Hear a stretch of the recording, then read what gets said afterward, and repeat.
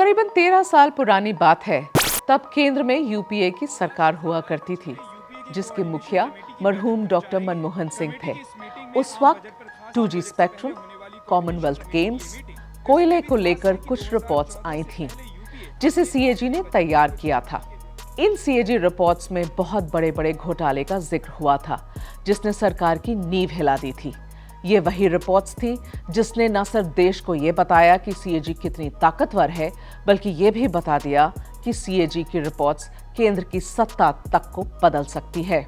इस बात का आज जिक्र इसलिए क्योंकि एक और सीएजी रिपोर्ट आई है, और ये रिपोर्ट दिल्ली को लेकर है, जिसमें दिल्ली सरकार के लोक निर्माण विभाग की ओर से खर्च किए गए पैसे का हिसाब किताब बताया गया है। भले ही ये रिपोर्ट सार्वजनिक नहीं है, लेकिन इस रिपोर्ट के आधार पर बीजेपी ने यह आशंका जाहिर की है कि मुख्यमंत्री आवास के रेनोवेशन में करीब 75 से 80 करोड़ रुपए का खर्च हुआ है। नमस्कार, मैं हूं मेघा प्रसाद और आप देख रहे हैं एबीपी लाइव। आज बात दिल्ली की उस सीएजी रिपोर्ट पर जिसने सरकार पर गंभीर सवाल खड़े किए हैं। 96 लाख रुपए के पर्दे, 72,81,000 रुपए की 11 टीवी, 39 लाख रुपए का किचन का सामान, 20,34,000 रुपए का टीवी कंसोल, 19,55,000 का बाथरूम का सामान, 18,52,000 रुपए का जिम का सामान, 16,27,000 रुपए का सिल्क का कारपेट, 4,80,000 रुपए का मिनी बार, 6,40,000 रुपए का एल शेप सोफा, 4,80,000 की डाइनिंग टेबल, 3,99,000 का बेड, 2,39,000 का शीशा और 1,61,000 का स्पीकर। ये वो चंद आंकड़े हैं जिन्हें सीएजी ने अपनी रिपोर्ट में शामिल किया है और कहा है कि ये खर्च दिल्ली के मुख्यमंत्री के आवास को रेनोवेट करने के दौरान किया गया है। दरअसल ये पूरी रिपोर्ट एक बंगले के इर्द गिर्द घूमती है, जिसका पता है 6 फ्लैगस्टाफ रोड, जो दिल्ली के मुख्यमंत्री का बंगला हुआ करता था। तत्कालीन सीएजी गिरीश चंद्र मुर्मू ने 20 नवंबर 2024 को अपना कार्यकाल खत्म होने के करीब एक हफ्ते पहले जो सीएजी की रिपोर्ट बनाई थी, उसमें इसी बंगले और इस बंगले के रेनोवेशन में हुए खर्च का पूरा ब्यौरा शामिल है। सीएजी की रिपोर्ट कहती है कि साल 2020 में इस बंगले के रेनोवेशन पर शुरुआत में करीब 7 करोड़ 91 लाख रुपए का खर्च होने का अनुमान लगाया गया है। 2020 में जब काम शुरू हुआ तो अनुमानित खर्चा बढ़कर 8 करोड़ 62 लाख रुपए तक पहुंच गया। लेकिन दिल्ली के लोक निर्माण विभाग ने साल 2022 में जब इस बंगले के रेनोवेशन का काम पूरा किया तो खर्च 33 करोड़ 66 लाख रुपए का हो चुका था, जो मूल बजट से 342% से भी ज्यादा था। यही वजह है कि प्रधानमंत्री नरेंद्र मोदी ने भी अपनी सभाओं में दिल्ली के मुख्यमंत्री के आवास को मुद्दा बनाया और इसे शीश महल का नाम दिया। ये कितने बड़े झूठे हैं, इसका उदाहरण इनका शीश महल है। आज ही एक बड़े अखबार ने सीएजी रिपोर्ट के आधार पर शीश महल पर हुए खर्च का खुलासा किया है।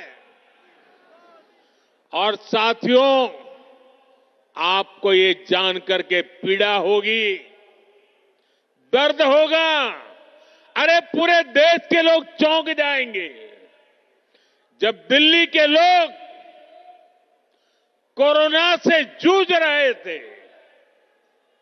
जब दिल्ली के लोग ऑक्सीजन और दवाओं के लिए भटक रहे थे, तब इन लोगों का पूरा फोकस अपना शीश महल बनवाने में था। हालांकि आम आदमी पार्टी की ओर से बार बार कहा जा रहा है कि घर दिल्ली के मुख्यमंत्री का है, किसी नेता का नहीं। साथ साथ आपकी ओर से प्रधानमंत्री आवास, प्रधानमंत्री के कपड़े, प्रधानमंत्री का पेन, इस तक पर सवाल उठाए गए हैं। और मैं चुनौती देता हूं, कल 11 बजे मीडिया वालों के साथ चलकर इस बात का फैसला हो कि एक तरफ दिल्ली के मुख्यमंत्री का आवास है, जिसके बारे में दुष्प्रचार और झूठा प्रचार भारतीय जनता पार्टी कर रही है, और इसी दिल्ली में देश के राजा नरेंद्र मोदी का राजमहल है। लेकिन सीएजी की ये रिपोर्ट यहीं खत्म नहीं होती है, बल्कि ये और भी लंबी कहानी कहती है। इसी सीएजी रिपोर्ट में कहा गया है कि अक्टूबर 2020 में टेंडर निकाला गया था, जिसमें कम से कम 5 कंपनियों को शामिल होना था, लेकिन 3 ही कंपनियां सामने आई। लेकिन टेंडर उस कंपनी को दिया गया जो लोक निर्माण विभाग की ओर से नाकाबिल कंपनियों की लिस्ट में शामिल थी।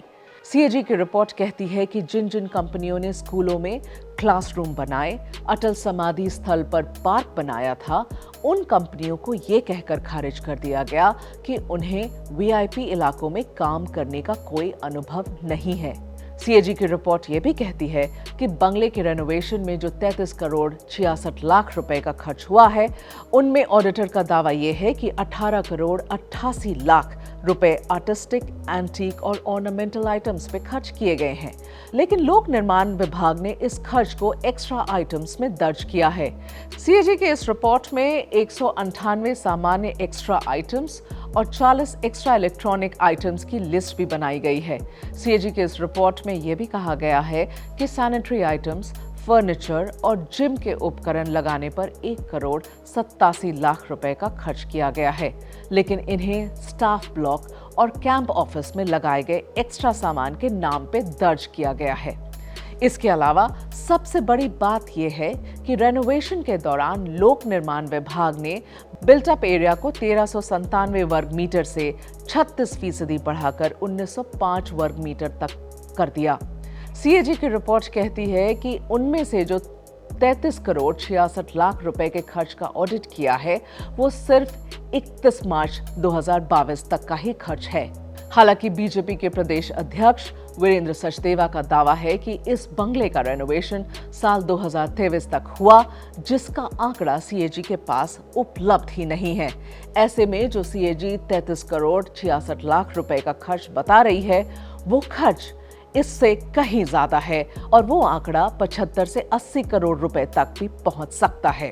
ये सीएजी रिपोर्ट जो 2022 तक की, अगर ये 2024 तक की कंप्लीट आती है तो खाली इस भ्रष्टाचार के म्यूजियम शीश महल पर लगभग 75 से 80 करोड़ का खर्च हुआ है, जिसका पैसा अरविंद केजरीवाल ने शराब घोटाले से कमाया है, जल बोर्ड से कमाया है, या विदेशी चंदा लिया है, या विदेशी देश के दुश्मन जो खालिस्तानियों के साथ बैठते हैं उनसे लिया है। इसका जवाब अरविंद केजरीवाल को देना होगा। कुल मिलाकर सीएजी ने अपनी रिपोर्ट में बंगला नंबर 6 फ्लैगस्टाफ रोड के रेनोवेशन को लेकर हर कदम पर सवाल ही सवाल उठाए हैं, लेकिन ये सीएजी रिपोर्ट अब भी सार्वजनिक नहीं है और न ही इसे विधानसभा के पटल पर रखा गया है।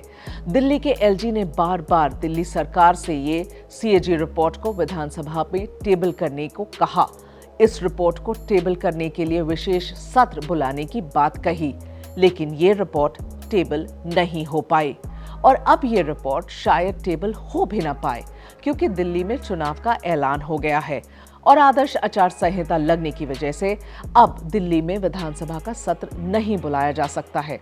तो उम्मीद ये है कि जब अगली विधानसभा का गठन होगा तो ये सीएजी रिपोर्ट भी पटल पर आएगी और तब इस रिपोर्ट पर विस्तार से चर्चा होगी।